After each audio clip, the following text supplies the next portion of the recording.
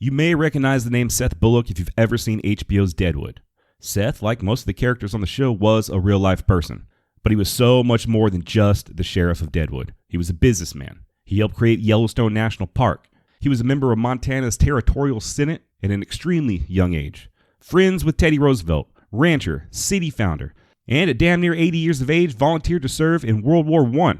Join me as we go balls deep into Seth Bullock in this holy shit, I now feel like a lazy, unmotivated piece of shit episode of Bloody Beaver Podcast.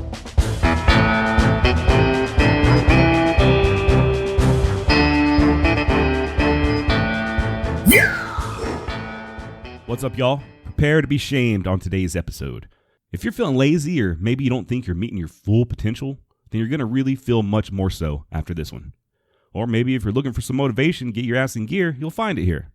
Last two episodes I did were on crazy gunmen, natural born killers. Thought we'd do a little bit of a palate cleanse on this episode with one of the good guys. Enter in Seth Bullock. Seth was born in Ontario, Canada in 1849, so right off the bat, I don't like him. I know there's a few Canadian listeners to this podcast, and let me just go ahead and say, fuck you. I don't like you. I don't even know how y'all are even able to understand the words I speak, you frozen Neanderthals. No, I'm kidding. Just put down the hockey sticks. It was a joke. I love Canada. Seth's father was a hard as hell retired British Army Sergeant Major. If any of you listeners served in the military, then you know just how tough Sergeant Majors can be. For those unfamiliar, a Sergeant Major is the highest enlisted rank in the military, meaning the highest rank you can attain without becoming an officer. The closest I ever got to serving in the military was failing my hearing test in my right ear at MEPS when I tried to join. But I do have friends and family who are veterans, and I've heard numerous stories about the toughness of Sergeant Majors, as well as them not being afraid to straighten out their own commanding officers, one way or another. They're usually a little bit older, battle-hardened, tough, no nonsense, and they don't put up with shit. And that's the type of person who raised Seth Bullock. As cool as that sounds, wasn't so fun for Seth. His father was a strict disciplinarian and would physically beat him for just the tiniest infractions. I'm guessing unmitigated discipline was required in every aspect of young Seth's life. On a personal level, my grandpa was a tough son of a bitch, and he was mean. If my dad was working the fields and stopped to get a drink of water without asking permission, he'd get my grandpa's fist planted squarely in his face. He used his kids as cheap labor. They grew up with zero electricity, had to plow the cotton fields with a mule just like people did a century before. Matter of fact, my grandpa finally broke down and bought a tractor after my dad left home at the age of 18. And I'm thinking Seth's dad might have been sort of the same. Extremely strict, mean, yet tough. My grandpa was highly respected in his community, but he did treat his family like shit. Never told him he loved them, beat them. You get the picture. And just looking at all the times Seth ran away from home, as well as his future work ethic, I feel like his father may have been of the same mold. Seth ran away from home twice as a child. The first time was when he was just 13. He ran away again at 16 temporarily to live with his sister in Montana. Finally, at the age of 18, he left home for good, headed right back to Montana. Helena, Montana, to be precise. And he didn't waste any time once he got there. As you'll see, Seth was a very ambitious man, ambitious in all the right ways. And he wasn't one to squander his time recording stupid podcasts that nobody's going to listen to. Seth grew to be a tall man, lots of pictures of him online. He was very steely-eyed and developed one hell of a mustache. His mustache game was second only to that of Bass Reeves. He became partners in a grocery store as well as an auctioneer. An auctioneer. Hard to imagine Seth, or at least the HBO version of him, as a fast-talking auctioneer. Do I hear 5, 5, 10, 10, 10, 10, 15, 15, 15, 15, 20, 20, 20, 20, 20, 20, 25, sold to the goose-looking cocksucker in the back. Yeah, let's leave that one alone. I'm stupidest when I try to be funny. By 1871, at the age of 22, he was elected to the territorial senate. And I say territorial because Montana at this point wasn't a state just yet, just a territory claimed by the United States. Much like South Dakota, which we'll get to soon enough. The crazy thing is, the territorial senate position is not the first public office that Seth ran for. After arriving in Montana, he would run and lose the bid as a member of territorial legislature. At such a young age, who listening to this had any political aspirations at that age? The dude was barely old enough to drink legally. I've personally never had any desires to run for politics. Hell, I don't even hardly follow politics anymore. But I'm thinking for young Bullock, it was just an opportunity at new beginnings. He was young and in a fresh new land. Montana was still wild. He saw this as his chance to make his mark on the world. And as hard as his old man was on him, that hardness did instill some discipline and drive into Seth. Either way, now he's a damn territorial senator. I can't imagine having that job at the age of 22. Not too much longer, he's elected sheriff for Lewis and Clark County, where Helena is located. This is huge. He wasn't an elected deputy sheriff. He's the sheriff, in charge of the deputies, and tasked with enforcing the law of an entire county. This seems to me a huge responsibility to lay on the shoulders of a 25-year-old. I'm assuming other people ran against him for sheriff, and for whatever reason, maybe his track record as a senator, maybe his upright manners, his steadfastness, the people of the county elected him. By the way, this isn't a dark episode like my last two. There's no twist on this where Bullock goes bad and crosses over to the dark side. I found nothing but mostly good things written about the man. He was human and fallible. Nobody's perfect, but he was highly respected right up until his death. And let me go ahead and give a spoiler alert. Because Seth Bullock was portrayed on an award-winning TV show, there's going to be a lot of references to that show, HBO's Deadwood. I think it's through Deadwood that most people were exposed to the historical characters like Seth and Al Swearingen. So if you haven't seen Deadwood and plan on watching it in the future, maybe pass up this episode. There's going to be several spoilers. I'm going to get into a little bit of the fact versus fiction when it comes to the show and the real-life people. And this is the second episode I've done on a real-life character portrayed on Deadwood. So if you haven't already, mosey on down and check out episode 3 of Bloody Beaver Podcast on Al Swearingen. Also, just out of respect to the colorful language of the show, I am going to drop a few cocksuckers here and there. On with the podcast. It was in Seth's capacity as sheriff that he killed his first man, a guy by the name of Clell Watson. Clell was a horse thief, and when Bullock tried to arrest him, he shot Seth in the arm. Wounded or not, Seth was able to successfully arrest Watson and haul his thieving ass to the jailhouse. This scene is semi-accurately depicted in the very first opening scene of HBO's Deadwood. If you've seen the show, you remember Seth with his arm in a sling and Watson trying to talk his way out of a hanging. That's right, a hanging. Horse theft was a hanging offense back in those days. It's not just like you stole somebody's shitty Honda Accord. Nah, if you stole a man's horse back in those wild days, there was a possibility you would put him afoot in a hostile territory that he may or may not be able to walk out of alive. It was a serious thing. For several episodes now, I've discussed how unenforced the law was in Texas back in those days. So many people were constantly acquitted of serious crimes, to the point that common folk formed up lynch mobs to make sure that justice was served.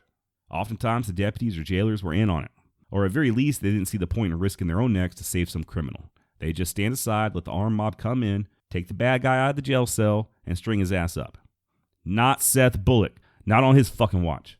An armed mob would show up for Clell Watson, demanding Bullock hand over the horse thief. Like I said, Watson was sentenced to be hung. He was already a dead man walking, but Bullock wouldn't let the mob do it. He was determined to hang Watson under the color of law. You loudmouth cocksucker. Which he did. Armed with a shotgun to hold off the angry mob, he marched Watson up to the scaffold, placed the noose around the man's neck, and pulled the lever. And this, by the way, was the first legal hanging in Montana. In the series Deadwood, he's depicted as doing this on the front steps of the sheriff's office. That's not accurate. Watson was properly hung on scaffold. The series then depicts Sheriff Bullock hopping in the back of a wagon loaded with supplies and driven by his friend Saul Starr, headed to Deadwood, South Dakota. That part is also partially accurate. Although it did not happen that same day, Bullock would partner up with his friend Saul Starr and head to Deadwood and open up a hardware store. Starr, just like Bullock, wasn't a natural-born citizen of the United States. He was born in Germany to Jewish parents, immigrated to Ohio, and eventually found himself in Montana during our current timeline. And much like Bullock, Starr was a very ambitious man. In HBO's Deadwood, he's depicted as the true businessman behind the partnership. Where Bullock was portrayed as kind of being a hothead, Starr was always calm and collected. He'd rather de-escalate any confrontation, always friendly and polite. And everything I read about the real-life Saul Starr definitely backs up this portrayal. These two men would remain friends and business partners for life. Once in Deadwood, they set up a hardware store in a tent, just as depicted on the HBO series. Later on, they purchased a lot and built a proper building to sell their wares out of. Unlike in HBO's Deadwood, they did not purchase the lot from Al Swearingen. Speaking of Al Swearingen, that scallywag, I haven't really gone over what the community of Deadwood was because I did cover it on the aforementioned episode 3 of my podcast. But for the sake of this episode, if you're a new listener, Deadwood was an illegal gold mining town in the Black Hills of South Dakota, land that was legally belonging to the Lakota tribe per government treaties. But the lure of gold was just too strong and the government couldn't stop the flood of miners entering into the territory. Deadwood sprang up overnight and the population exploded. And that's miners with an E, not an O. There wasn't just a huge surge of underage children flooding into Deadwood like some sort of Wild West Neverland. Can you imagine that one as an HBO show? No, these were gold miners. And being how it was an illegal town on illegal land, there was no law in Deadwood. No marshal, no sheriff. When Seth and Starr arrived, it was a lawless, bustling, every man for himself boomtown. And contrary to popular belief, it's highly unlikely that Seth Bullock and Wild Bill Hickok were friends. As a matter of fact, Hickok was killed just one day after Seth and Saul arrived in camp. So while it made a great plot in the series, I highly doubt the two men ever met. Seth didn't arrest McCall or anything like that. So yeah, anyways, Bullock and Starr wasted no time. They immediately got their store set up and running, making their fortune selling things such as pans, shovels, picks, gold mining, dynamite, and all the little things you need to live. Cooking utensils, piss pots, lamps, all that good stuff. Just like I said, the day after they arrived, Wild Bill was assassinated by the coward Jack McCall. Deadwood was lawless, but that didn't stop the citizens from forming a miners' court. They wanted some sort of law and order, at least. Shit had just gotten too out of control. Seth wasn't Deadwood's first marshal. That title was bestowed on a man named Isaac Brown. He didn't last long, though. He, along with the good Reverend Smith, were killed by a Native American war party on the road to Spearfish. Those heathen cocksuckers. The miners then elected Con Stapleton as town marshal. And Con was a very colorful character on HBO's Deadwood, but remember, they took all sorts of creative licenses while making that show. Some characters are true to form, and some are complete fabrications. On the show, there's a scene where Bullock takes Con Stapleton's star after he commits an egregious act. This is false. Seth was never actually the marshal of Deadwood. He was appointed as sheriff of the county by the governor in 1877. By the way, just 2.5 weeks after arriving in town, this dude was not a time waster. So let's talk about being marshal versus being sheriff. Sometimes the movies get these titles totally wrong. A marshal enforces the law in town. The sheriff enforces the law in the county. For instance, remember that movie Tombstone? Wyatt and his brothers were city marshals. Sheriff Behan, that snake, was supposed to be enforcing the law outside of town, which he did not do. In Sheriff Bullock's case, it seems that he did both. Not exactly sure how that worked out, but he definitely helped clean up Deadwood and enforce the peace inside city limits as well as throughout the county. Let me backtrack real quick. I forgot to mention that while Seth was a member of the Montana Senate, he was instrumental in getting Yellowstone National Park designated. So you can partially thank him for the fact there's no McDonald's or Trump Towers in that pristine wilderness area. I also forgot to mention that Seth did get married before arriving in Deadwood. He married a childhood sweetheart, by the name of Martha Eccles. Unlike the TV series, she was not his brother's widowed wife. Also, unlike the series, he didn't have an affair with Alma Garrett, mostly due to the fact that Alma Garrett never actually existed. She's one of the few completely fictional characters of Deadwood. If she was real, I'd advise her to please, for the love of God, shave your damn underarms. Ugh. But yeah, the Seth and Alma love plot was totally fabricated. There is no indication whatsoever that Seth actually stepped out on his wife. Due to the instability of Deadwood, he didn't initially bring his wife out with him. He waited, tested the waters out a little bit, got established, got a little bit of peace and order in place, and then sent for his wife to join him. And just like him, she would soon become a pillar of the community. Obviously, Seth had a contentious saloon owner by the name of Al Swearingen to deal with. Al was at best a pimp, and at worst a human trafficker, murderer, and thief. They soon came to an agreement, though. You keep your lowlife shit on the bad part of town and leave the good people alone. And it kind of worked. Under Seth's reign, as sheriff, the violence and lawlessness did decrease. It was said that he never had to kill a man as his time as sheriff there. His grandson would say that Bullock could outstare a mad cobra or a rogue elephant. He had the sort of presence that could convince most of the rowdies to settle down before the real violence got underway. And I'm not sure how many men Bullock actually killed. In all the articles I could find, the only one listed is the guy that he hung in Montana. And once again, spoiler alert, there was never any grand showdown with George Hearst, that cocksucker. Matter of fact, there's no evidence that Hearst rode roughshod over the town and committed all the atrocities depicted in the series of Deadwood. Sorry for being a party pooper. I love Deadwood, and I don't even care about all the inaccuracies. I think it's a great show, but for the sake of this episode, I'm trying to differentiate between the truth and fiction.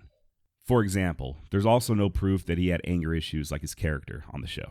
But man, Seth Bullock on Deadwood was responsible for several epic television beatdowns, and it's so satisfying to watch.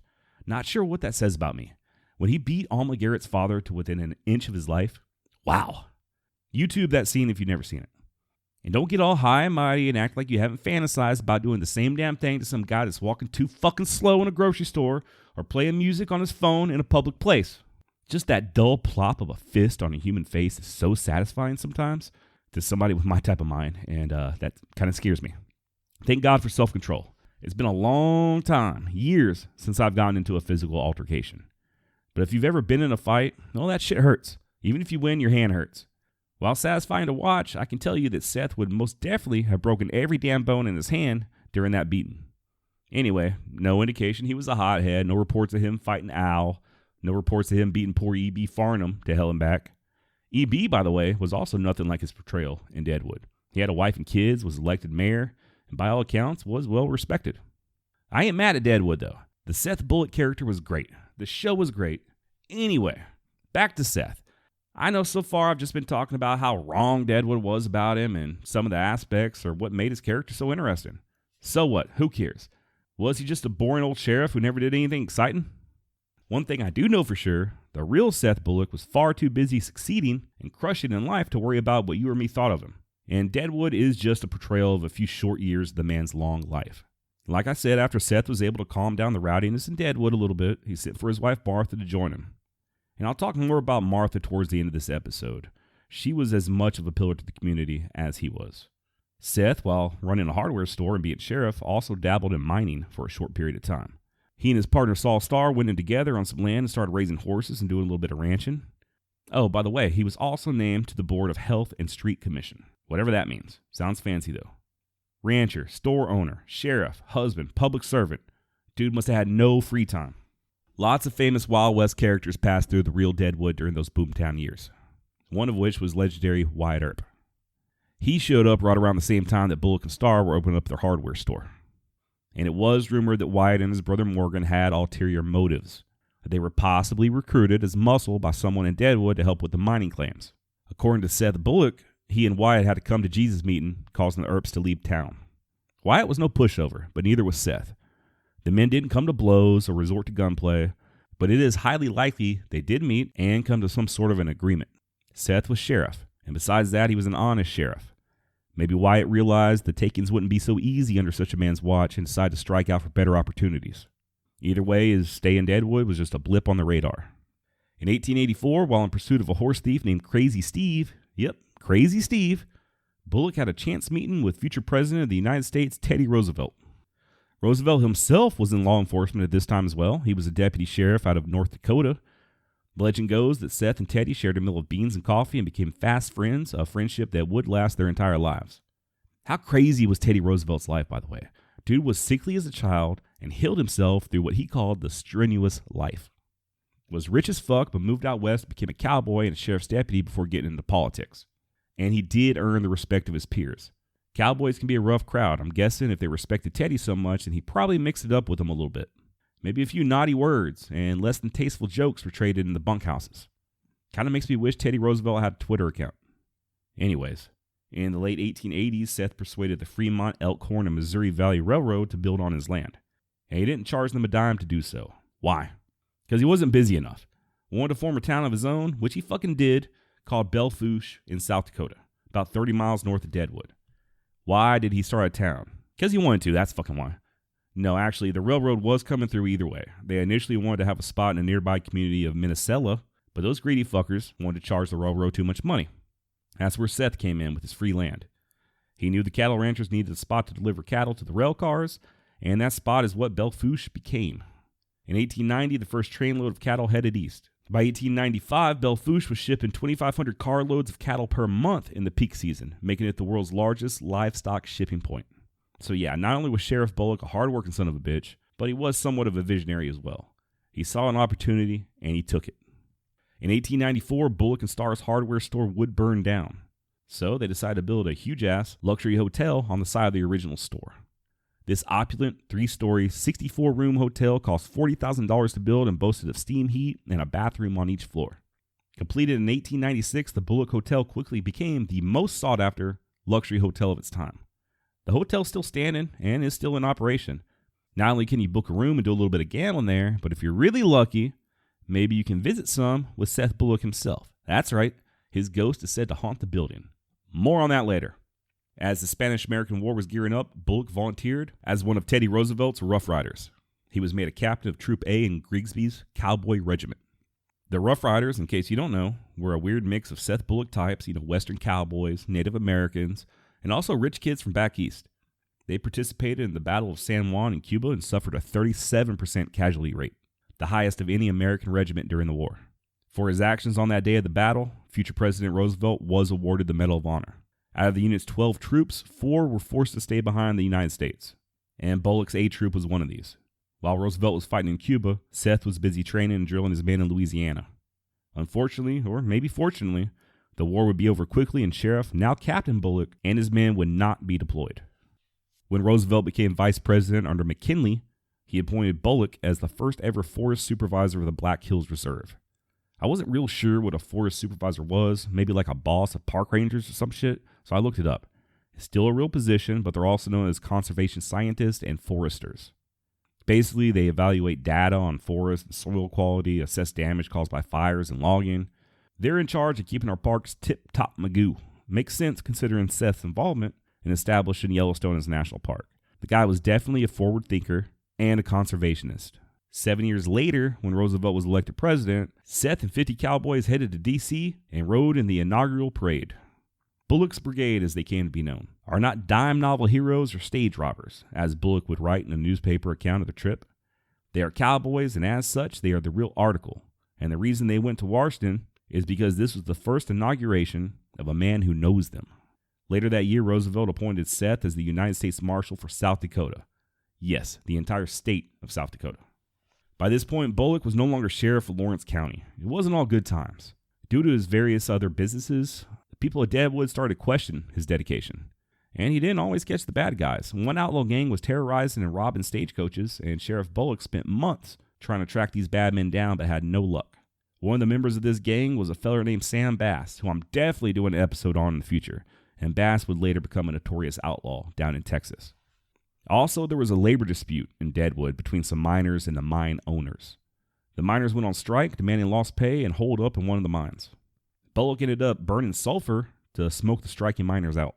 This pissed off the working men of Deadwood. They felt like Seth was siding with the rich mine owners over them, and this would be a factor in his losing re-election as sheriff. And not every business venture Seth started was a success. I mentioned he dabbled in mining. That didn't last long. He tried dairy farming. That didn't work out. The man was a planner. He was always thinking of new ventures, and sometimes new ventures don't always work out. But I guess it's far better to try and fail than to sit around on your ass twiddling your thumbs. And I can't help but wonder, how successful would he have been if smartphones were available back in those days? I mean, the only real entertainment in a town like Deadwood was gambling. Seth was far too smart of a man to throw away his hard-earned money on a faro table.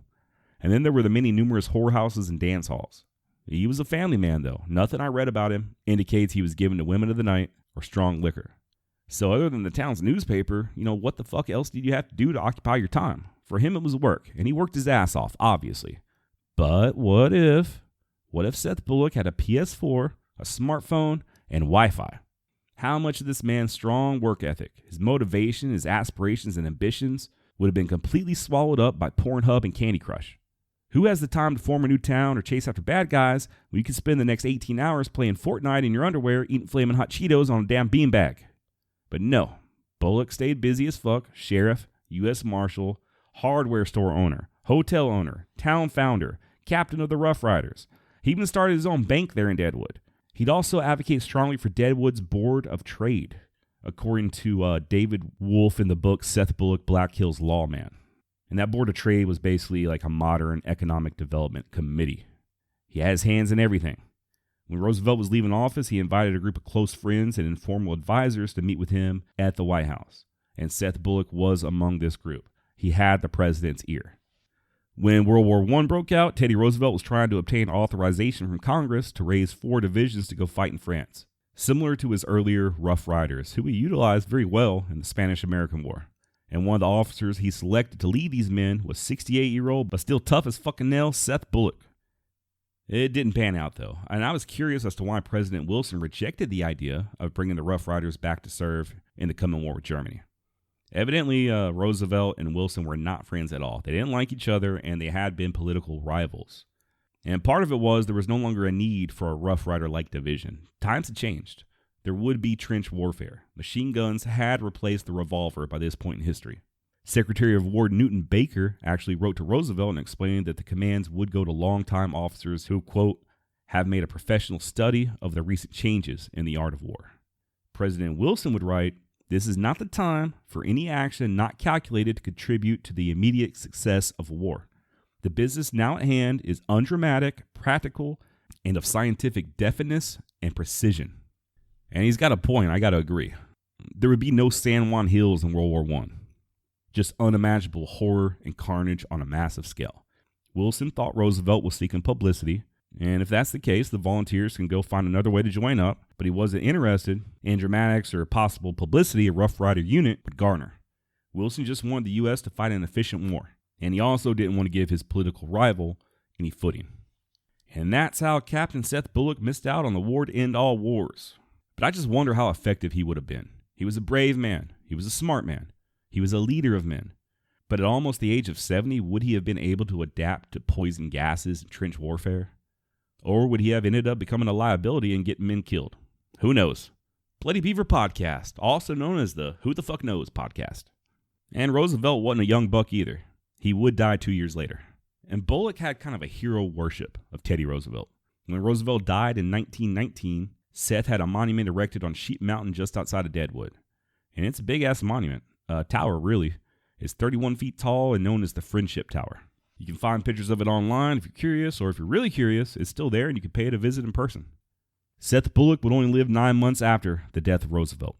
He'd die on September 23rd, 1919, at his home at 28 Van Buren Street in Deadwood of colon cancer.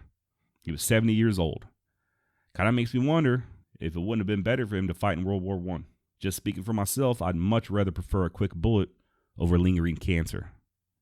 He's buried there in Deadwood at Mount Moriah Cemetery, along with other legends like Calamity Jane and Wild Bill Hickok, as well as Reverend Smith, who is also portrayed on the Deadwood TV series, and last but certainly not least, his wife Martha, who would go on to live another 2 decades. They now share a headstone that reads Seth Bullock, Pioneer, and Martha, his wife. Obviously, she was much more than a wife, though.